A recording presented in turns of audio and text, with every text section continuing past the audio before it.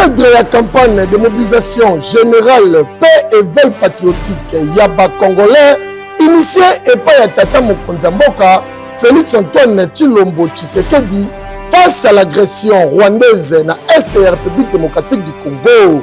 Nayango, son Excellence Jean-Pierre Bemba Gombo, vice-premier ministre, premier ministre et transport, voies et communication et désenclavement, président national et mouvement de libération du Congo, MLC Namukuse, Bakozala samedi Oyo, le 22 mars 2025, na terrain Vélodrome ya Kitambo, à partir de 11h.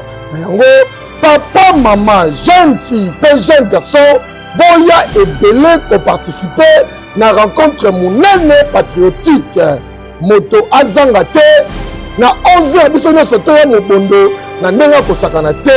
Eza likambo mabele, Congo eza ya ba Congolais. Vigilance toujours, avec Dieu, nous vaincrons. Ekeyo, oui.